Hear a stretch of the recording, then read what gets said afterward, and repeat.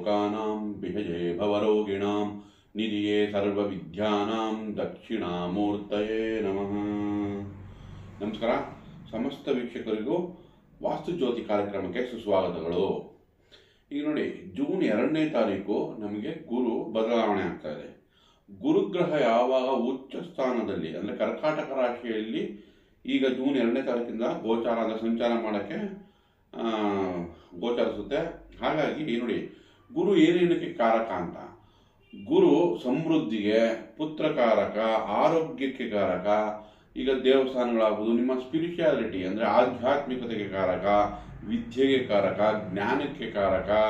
ಹಾಗೆ ನಿಮ್ಮ overall prosperity ಅಂದರೆ ಸಕಲ ಸಮೃದ್ಧಿಗೂ ಗುರುವೇ ಕಾರಕನಾಗ್ತಾನೆ. ಗುರುವಿನ ಆಶೀರ್ವಾದ ಹೊಂದಿದ್ರೆ ಏನು ಬೇಕಾದ್ರೂ ನೀವು ಗೆಲ್ಲಬಹುದು ಅಂತ. ಅಂದರೆ ಜೀವನದ ಯಾವುದೇ ಕಷ್ಟಗಳನ್ನು ಮೀರಿ ಮುಂದೆ ನಡೆಯುವಂಥ ಶಕ್ತಿ ಗುರು ಕೊಡುತ್ತೆ. ಹಾಗಾಗಿ ಇಂತಹ ಗುರು ಎಕ್ಸಾಲ್ಟೆಡ್ ಆಗಿ ಅಂದರೆ ಉಚ್ಚ ಸ್ಥಿತಿಯಲ್ಲಿ ಕರ್ಕಾಟಕ ರಾಶಿಯಲ್ಲಿ ಸಂಚಾರ ಮಾಡ್ತಾ ಇದ್ದಾಗ ತುಂಬ ರಾಶಿಯವರಿಗೆ ಒಳ್ಳೆ ಶುಭ ಫಲಗಳನ್ನ ಸಿಗುತ್ತೆ. ಈಗ ಯಾಕಂದರೆ ಗುರು ಈಗ ಉಚ್ಚ ಸ್ಥಾನದಲ್ಲಿದ್ದಾಗ ಯಾರಿಗೂ ನೆಗೆಟಿವ್ ರಿಸಲ್ಟ್ ಕೊಡಕ್ಕೆ ಹೋಗೋದೇ ಇಲ್ಲ. ಸೊ ಗುರುವಿನ ದೃಷ್ಟಿ ಈಗ ಶನಿ ಮೇಲೆ ಬೀಳುತ್ತೆ. ಸೊ ಶನಿ ದೇವರ ಮೇಲೆ ಗುರು ದೃಷ್ಟಿ ಬಿದ್ದ ನೋಡಿ, ಶನಿ ಧರ್ಮ ಮತ್ತು ಕರ್ಮಾಧಿಪತಿ, ಕರ್ಮಕ್ಕೆ ಕಾರಕ ಆಗುತ್ತೆ ಶನಿದೇವರು. ಹಾಗೆ ಗುರು ಕೂಡ ಧರ್ಮಕ್ಕೆ ಕಾರಕ ಆಗಿ ಧರ್ಮ ಕರ್ಮಾಧಿಪತಿ ಯೋಗ ಕೂಡ ಉಂಟು ಮಾಡ್ತಾ ಇದೆ. ಸೊ ಕೆಲಸ ಕಾರ್ಯಗಳೀಗ ನಾವು ಒಳ್ಳೆಯದನ್ನೇ ನಿರೀಕ್ಷಿಸ್ಬೋದು. ಈಗ ನಾವು ಈ ಗೋಚಾರ ಏನಿದೆ, ಗುರು ಗೋಚಾರ ಜೂನ್ 2ನೇ ತಾರೀಕಿಂದ ಇದರ ದ್ವಾದಶ ರಾಶಿ ಫಲಗಳ ಬಗ್ಗೆ ತಿಳ್ಕೊಳ್ಳೋಣ. ಅದರಲ್ಲೂ ಜೂನ್ ಮಾಸ ಅಂದರೆ ಜೂನ್ ತಿಂಗಳ ಭವಿಷ್ಯವನ್ನು ತಿಳ್ಕೊಳ್ಳೋಣ.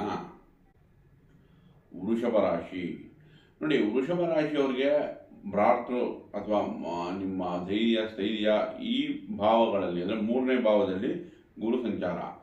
ಯಾವಾಗ 3ನೇ ಭಾವದಲ್ಲಿ ನೋಡಿ, ನಿಮ್ಮ ಸಿಬ್ಲಿಂಗ್ಸ್ ಅಂದರೆ ಅಣ್ಣ ತಮ್ಮಂದ್ರ ಅಕ್ಕಂಗಿರಿಗೆ ಶುಭ ಚೆನ್ನಾಗಿದೆ. ಈಗ ನಿಮಗೆ ಜೊತೆಗೆ ನಿಮಗೆ ಸಪ್ತಮದ ಮೇಲೆ ದೃಷ್ಟಿ ಬೀಳ್ತಾ ಇದೆ. ಪಂಚಮದ ದೃಷ್ಟಿ ಗುರುದು ಸಪ್ತಮದ ಮೇಲೆ ಅಂದರೆ ವೃಶ್ಚಿಕ ರಾಶಿ ಮೇಲೆ ಬಿದ್ದಾಗ ವೃಷಭ ರಾಶಿಯವರು 7ನೇ ಮನೆ ಆಯಿತು. ಹಾಗಾಗಿ ನಿಮ್ಗೆ ಏನಾದರೂ ಒಂದು ವಧುವರ ಅನ್ವೇಷಣೆಯಲ್ಲಿರೋರಿಗೆ ಒಂದು ಸಿಗೋವಂಥ ಚಾನ್ಸಸ್ಸು. ಗುರುಬಲ 3ರಲ್ಲಿ ಇಲ್ಲ ಅಂದರೂ ಕೂಡ ದೃಷ್ಟಿ ಬೀಳೋದ್ರಿಂದ ಎಂಗೇಜ್ಮೆಂಟ್ ಆಗೋದು ಅಥವಾ ಸಿಗೋವಂಥ ಚಾನ್ಸಸ್ಸು ಒಂದು ಅವಕಾಶ ಸಿಗುತ್ತೆ. ನೋಡಿ, ಜೂನ್ ಮಧ್ಯಭಾಗದಲ್ಲಿ ಶುಕ್ರ ಗುರು ಯುತಿ ಆಗುತ್ತೆ. ಆಗ ಈ ನಿಮ್ಮ ರಾಶಿಯಾಧಿಪತಿನೂ ಶುಕ್ರ ಆಗಿ ಅದು ಹೋಗಿ ಸೇರೋದ್ರಿಂದ ಬುಧನೂ ಕೂಡ 2ನೇ ಮನೆ ಕುಟುಂಬಾಧಿಪತಿನೂ ಗುರು ಜೊತೆ ಸೇರೋದ್ರಿಂದ ಒಂದು ಅವಕಾಶ ಒದಗಿ ಬರುತ್ತೆ. ಕಮ್ಯುನಿಕೇಷನ್ನಿಂದ ಅಂದರೆ ನಿಮ್ಮ ಪ್ರಯತ್ನಗಳು, ನಿಮ್ಮ ಕಮ್ಯುನಿಕೇಷನ್ ಅಂದರೆ ನಿಮ್ಮ ಮಾತುಕತೆಯಲ್ಲಿ ಜಯ ಸಿಗುವಂಥ ಚಾನ್ಸಸ್ ಹೆಚ್ಚಾಗುತ್ತೆ. ಸ್ವಲ್ಪ ಪ್ರಯತ್ನಗಳು ಅಧಿಕ ಬೇಕಾಗ್ಬೋದು, ಆದರೆ ಲಾಭ ತಕ್ಕ ಮಟ್ಟಿಗೆ ಸಿಗುತ್ತೆ. ಈಗ ನಮಗೆ ವೃಷಭ ರಾಶಿಯವರಿಗೆ ಇಷ್ಟು ದಿವಸ ಗುರುಬಲ ಇತ್ತು, ಈಗ ಗುರು 3ನೇ ಮನೆಗೆ ಹೋಗ್ತಾ ಇರೋದ್ರಿಂದ ನಷ್ಟ ಏನೂ ಆಗದೆ ಇದ್ರೂ ನಿಮ್ಮ ಪ್ರಯತ್ನಗಳ ರಿಕ್ವೈರ್ಮೆಂಟ್ ಇರುತ್ತೆ. ಸ್ವಲ್ಪ ಹೆಚ್ಚಿಗೆ ಪ್ರಯತ್ನ ಪಟ್ಟರೆ ನಿಮ್ಮ ಕೆಲಸ ಸುಗಮವಾಗುತ್ತೆ. ಇನ್ನು ನಿಮ್ಮ ರಾಶಿಯಲ್ಲಿಯೇ ಸೂರ್ಯ ಸಂಚಾರ ಮಾಡ್ತಾ ಇದೆ. ಸೊ ಸೂರ್ಯ ನಿಮಗೆ 4ನೇ ಮನೆ ಅಧಿಪತಿ. 4ನೇ ಮನೆ ಅಧಿಪತಿ ನಿಮ್ಮಲ್ಲೇ ಸಂಚಾರ ಮಾಡ್ತಾ ಇದ್ರೆ ಸ್ವಲ್ಪ ಮನೆಗೆ, ವಾಹನಕ್ಕೆ ಇತ್ಯಾದಿ ವಿಷಯಗಳಲ್ಲಿ ಏನಾರ ಬದಲಾವಣೆ ಸಾಧ್ಯತೆ ಇದೆ. ಅಧಿಕಾರ ಸಿಗುವಂಥ ಚಾನ್ಸಸ್ ಇದೆ. 12ನೇ ಮನೆಯಲ್ಲಿ ಕುಜ ಇದೆ ನೋಡಿ, 12ನೇ ಮನೆ ಅಧಿಪತಿ 12ರಲ್ಲಿದೆ, ಸಪ್ತಮಾಧಿಪತಿ ಕೂಡ. ಸೊ ಸ್ವಲ್ಪ ಪತಿ ಅಥವಾ ಪತ್ನಿಯರು ಬಿಸ್ನೆಸ್ಸಲ್ಲಿ ಇನ್ವೆಸ್ಟ್ಮೆಂಟ್ ಆಗ್ಬೋದು, ಖರ್ಚಾಗೋ ಸಾಧ್ಯತೆಗಳಿದೆ. ಅದಕ್ಕೆ ನೀವು ಪರಿಹಾರ ಮಾಡ್ಕೋಬೇಕು. ಸುಬ್ರಹ್ಮಣ್ಯನ ಆರಾಧನೆ, ತೋರಿಬೇಳೆ ಬೆಲ್ಲನ ಸುಬ್ರಹ್ಮಣ್ಯನ ದೇವಸ್ಥಾನಕ್ಕೆ ಕೊಡೋದು, ಅಥವಾ ನೀವು ಕಾರ್ತಿಕೇಯ ಅಥವಾ ಸುಬ್ರಹ್ಮಣ್ಯಂದು ಅಷ್ಟೋತ್ತರ ಹೇಳ್ಕೊಳೋದು, ಲಕ್ಷ್ಮೀ ನರಸಿಂಹಸ್ವಾಮಿ ದೇವಸ್ಥಾನಕ್ಕೆ ಭೇಟಿ ಕೊಟ್ಟು ನಿಮ್ಮ ಹೆಸರು ಅರ್ಚನೆ ಮಾಡಿಸೋದು, ಇದೆಲ್ಲ ನಿಮಗೆ ಕುಜ ಪರಿಹಾರಕ್ಕಾಗುತ್ತೆ. ಅಥವಾ ನಿಮ್ಮ ಅಣ್ಣ ತಮ್ಮಂದರಿಗೆ ಸಿಹಿ ತಿಂಡಿ ಕೊಡೋದು, ಒಂದು ಅರ್ಧ ಗಂಟೆ ಫಿಸಿಕಲಿ ಫಿಟ್ ಆಗಿರುವಂಥ ಸ್ಪೋರ್ಟ್ಸ್ ಆಡೋದು, ಬ್ರಿಸ್ಕ್ ವಾಕ್ ಮಾಡೋದು, ಇದೆಲ್ಲ ನಮಗೆ ನೋಡಿ ಕುಜ ದೇಹಕಾರಕ.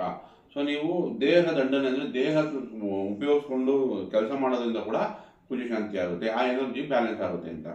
ಸೊ ವೃಷಭ ರಾಶಿಯವರಿಗೆ ಈಗ ನಮಗೆ 4ನೇ ಮನೆಯಲ್ಲಿ ಕೇತು ಸಂಚಾರ.